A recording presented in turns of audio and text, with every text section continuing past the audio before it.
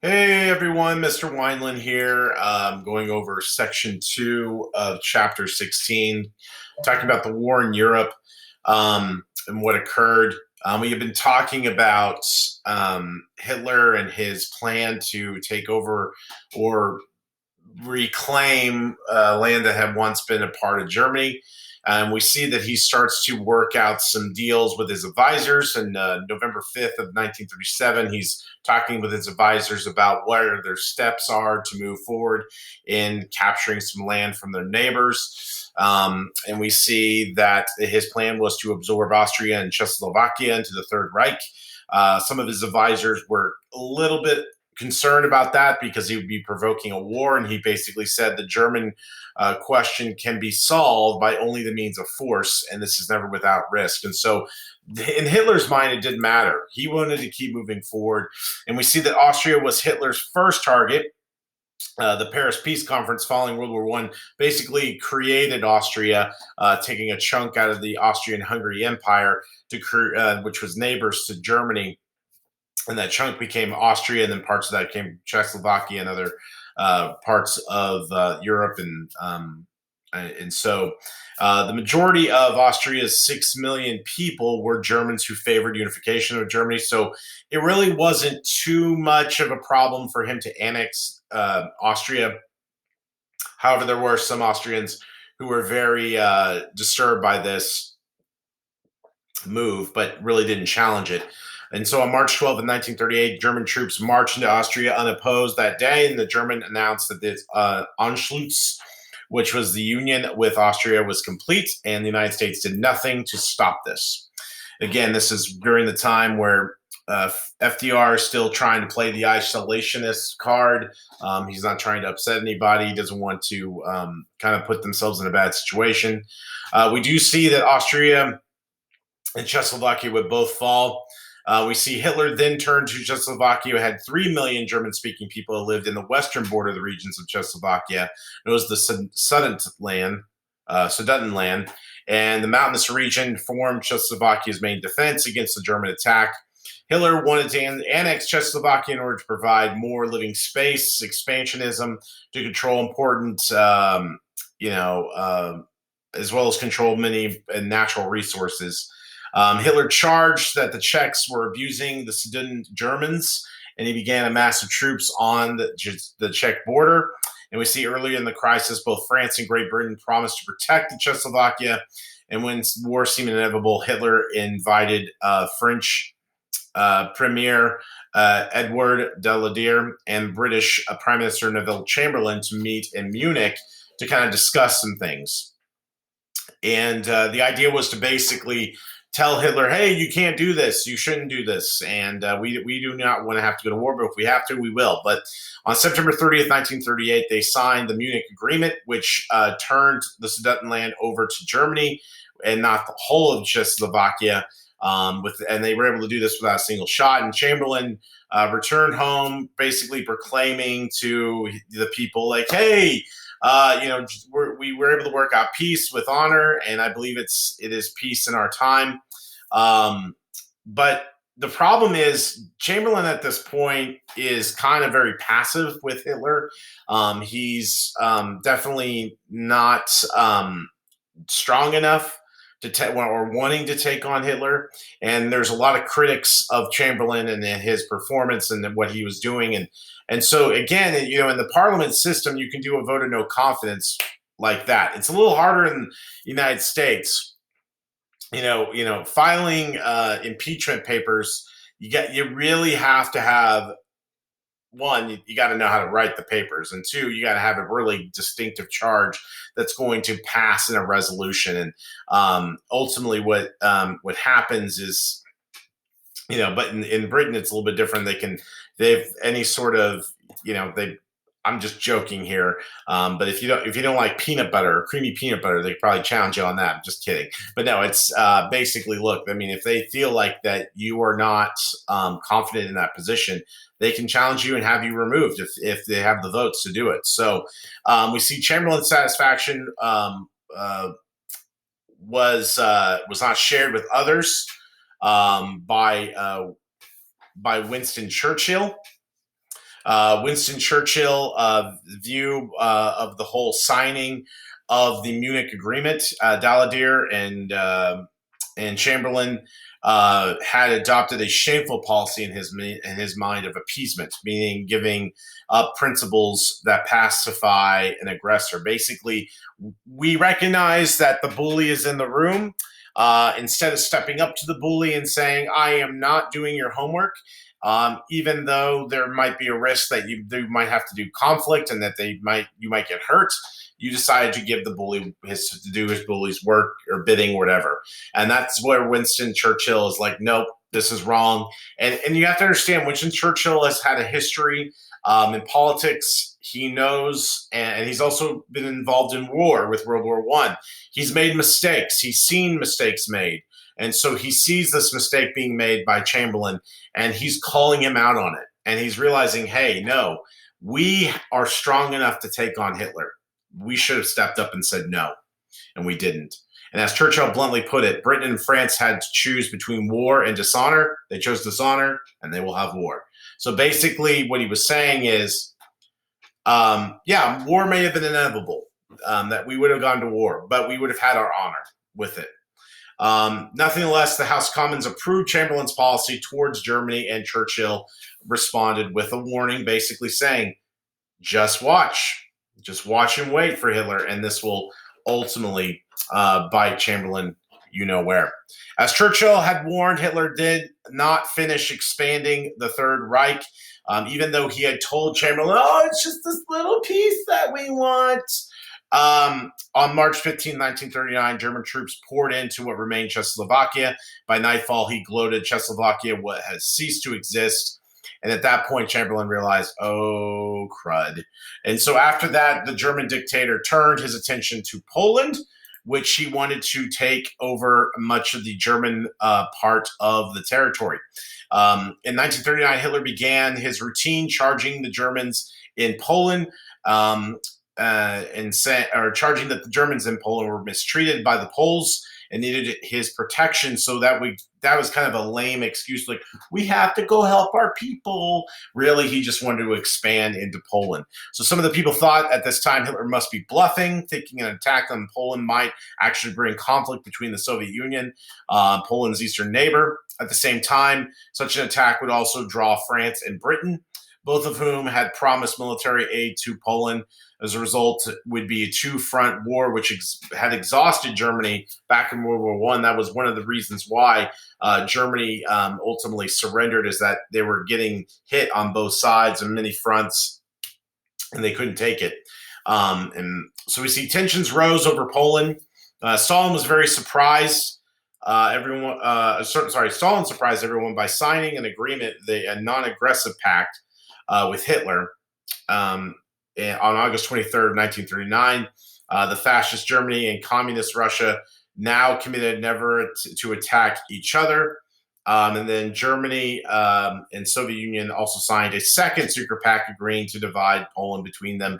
Danger of a two-front war would eliminate the fate of Poland sealed. So basically, Stalin signs this pact as a way to prevent a possible war with Hitler, because he realized that there was a real threat there. But we see that even though the pact was signed, Hitler still was going to attack. We see September 1st, 1939, the German Luftwaffe, or German Air Force, roared over Poland, and raining bombs on their military bases, their airfields, their railroads, cities, while at the same time German tanks raced across Polish countryside, spreading terror and confusion. And what helps here for the Germans, what helps the Germans, unlike what's going to happen as they go and attack Britain, is that Poland didn't have a lot of natural barriers. They didn't really have a lot of mountains or ranges that could block them from Germany. And that allowed Germany to just easily go right in and take out. And also what helped with the Germans is a new military strategy known as the Blitzkrieg, or the Lightning War. And the Blitzkrieg was basically an advancement of military technology where they basically used fast tanks to go in quickly, as well at the same time aircraft is dropping bombs ahead of them. So basically the bombs would be dropped, and then here come the tanks, just a double whammy of just boom, boom, boom, boom, hit hits on both sides. And so we see that this would surprise and confuse and overwhelm their opponents. And September 3rd, 2 days following the terror, Poland, Britain, and France declared war on Germany. With the Blitzkrieg tactics, they were able to perfectly synchronize in over 3 weeks, long before France and Britain got there to mount the defense. We see in the last week of fighting, Soviet Union realized we're going to lose all of Poland if we don't do something. And so they hit the eastern side to claim as much territory as possible. The portion in Germany annexed was Western Poland, contained almost 2/3 of Poland's population. By the end of the month, Poland had ceased to exist and World War II had begun. We see that the next several months, the fall of Poland, France and Britain's troops on the Maginot Line, a system of fortifications, kind of what they did, building trench wars, building trenches. The France eastern border has sat staring into the German, waiting for something to happen, known as the Sudetenland line, which is a few miles away from the German troops, stared back at them, which the Germans called the Blitzkrieg, which is sitting war. And some newspapers would refer to this as a phony war because nobody was doing anything. It's like almost like, hey, you better do, if you're going to do something, I'm going to punch you. Okay, well, punch me. I don't know. I'm saying, like, if you're going to do something, I'll punch you. Well, if you think if I'm going to do something, why don't you just go ahead and punch me now? So it's kind of like this back and forth of, I'm going to hit you. I'm going to hit you. Oh, I'm not going to hit you. So anyway, there's this kind of this back and forth of words, really no action. So that's why I kind of got the label the phony war. And after occupying eastern Poland, Stalin started to annex a lot more territory, Baltic states of Estonia, Latvia, Lithuania in late 1939. We see that Stalin then sent Soviet army into Finland, and after 3 months of fighting, they outnumbered the Finns and surrendered. And so we see April 9th of 1940, Hitler then launched another invasion into Denmark, Norway, trying to gain those territories before Stalin would come in and try to take those. And so his reasoning was to protect those countries' freedom and independence, which was a bunch of baloney, which really the truth was to kind of just build bases along the coast and strike Great Britain. His idea was my next goal is Britain. So next, Hitler turned against the Netherlands, Belgium, Luxembourg, which overran by the end of May, and the phony war at that point lost its title and actually became a real war. And we see that France's Maginot Line proved ineffective to stop German forces as they threatened to bypass the line during the invasion of Belgium. We see Hitler's generals sent tanks and through the Ardennes, and we see Ardennes, a region of wooded ravines in northeast France, thereby avoiding British and French troops, and thought the Ardennes were impassable, and the Germans continue to march towards Paris. And we see that the Germans' offense trapped 400,000 French soldiers as they fled into the beaches of Dunkirk on the French side of the English Channel. What ended up happening here is that the Germans, as they were marching through France, they were pushing some British troops and many British troops and French troops up to the northern part of Germany, France. Near the English Channel, which they were stuck in the city of Dunkirk. In less than a week, we see that basically something had to be done. Because what was happening here, a little story about this, is that at this point in time, Neville Chamberlain has lost his position as prime minister, and Winston Churchill is now the prime minister of England. And, Churchill, this was a moment. This was the Churchill moment because Neville Chamberlain, he knew that he was still within Parliament. He knew that that if something was not done, or if it was not done accurately or correctly to save these troops in Dunkirk, this could hurt Winston Churchill, because he remembers his falls, his mistakes during World War I, which led Winston Churchill to enter the war because of his mishaps on the sidelines. And so overseeing the war. So what happens is Winston Churchill, pretty much in his first week of the job as prime minister, is under a lot of pressure. And, he had basically, remember, he had called on a battle in the World War I that had basically fallen apart. and killed many men. And now it's almost like the past is come back with him to him, and then it's like the history is repeating itself.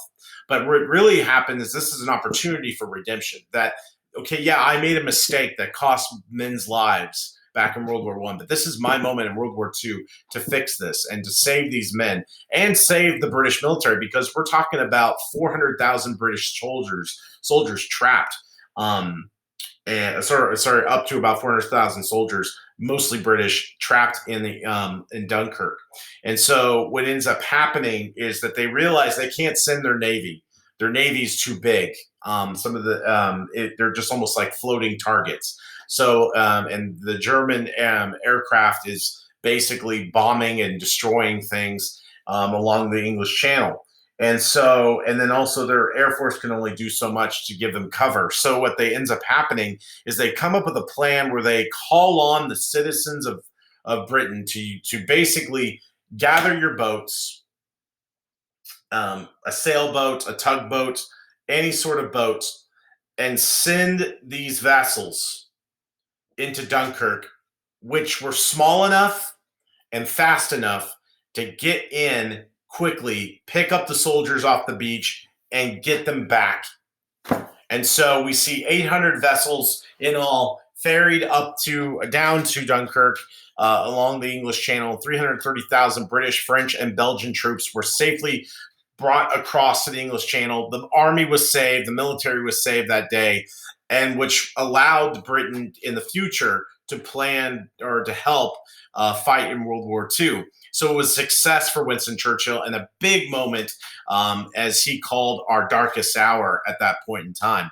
A few days later, Italy entered the war on the side of Germany, invaded France from the south, and the Germans closed in on Paris from the north, and they took all of France. And on June 22nd of 1940, Compiègne, as William Scheer and the rest of the world watched Hitler handed the French officers his terms of surrender.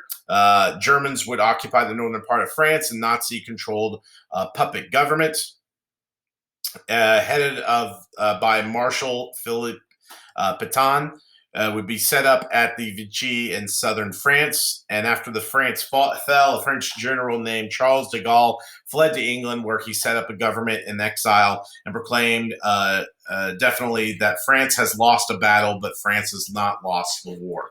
So in hopes to bring back France once again. We see that in the summer of 1940, this was Germany's opportunity to go, and after taking the coast of France, that they were going to take out Britain. Now, their navy was not as good. That's one of the advantages that Britain had, is their naval power. So Britain realized, look, we can take down the Germans, but what they were not prepared for, or what they were not ready for, was the Germans' air force. Their air force was very strong. So what we see is a lot of the bombings would occur in Britain, and there would be bombing runs over Britain. The goal was to destroy Britain's Royal Air Force, the RAF, the Britain's Royal Air Force. Hitler had 2,600 planes at his disposal in a single day. On August 15th, approximately 2,000 German planes ranged over Britain, just bombing things throughout London. And basically every night, 2 solid months, bombers pounded London. Now, what ends up happening here is 2 things that help Britain survive the Battle of Britain. Is one, you had subways, and so, or they called the tube. And so the tube, they have like the subway tunnels down below. So people would gather. People in London would gather under the subway lines, and they would spend the night there during the night to protect themselves from bombings. And it actually worked. It helped because many people were saved and did not die. Or did lose their lives during the bombing. So a lot of people just huddled down into those areas. And then we also see that the RAF would fight back thanks to a new technology called radar, which British pilots were able to accurately plot the flight paths of German planes. They were able to use kind of like a television screen to dictate where these beeps were coming from, or where they could find these German planes, and accurately in the dark dictate where those German planes were going. And so September 15th of 1940, the RAF shot down over 185 German planes. At the same time, they lost 26 aircraft, but they survived, and that was the goal of the Battle of Britain, is survival. And so 6 weeks later, basically, Hitler was going nowhere with Britain. Yes, he was causing damage. Yes, he was really causing fear, but he realized, look, I got to put my resources somewhere else. We'll go get the rest of Europe. Eventually, Britain's going to fall to us if we get the rest of Europe, and more will go well for us. So never in the field of human conflict, said Churchill, in praise of the RAF pilots, was so much owed by so many to so few. Still, even though they won the Battle of Britain, Britain realized we've got a long fight ahead of us, and Germany still continued to bomb Britain, basically to disrupt production or to really kind of mess with civilian morale. But one of the big things during this time is Winston Churchill, and then the King of England. And so Queen Elizabeth's father, King George, and basically the two men at that time gave astounding speeches throughout the weeks and months and years. And I know that sometimes a speech is just a speech, but a lot of times when you are losing hope and you're losing faith, sometimes somebody there encouraging you, trying to hold your hand, maybe not physically, but morally or like metaphorically, trying to hold your hand through this. Their words were strong, helped keep the morale going, that the British people did not lose hope. And British pilots also bombed German cities. Civilians in both countries unrelentingly carried on. But this ultimately was going to be a long war, and something that the United States realized we may not be able to avoid this. All right, well, that's going to do it. We've got section 3 coming up.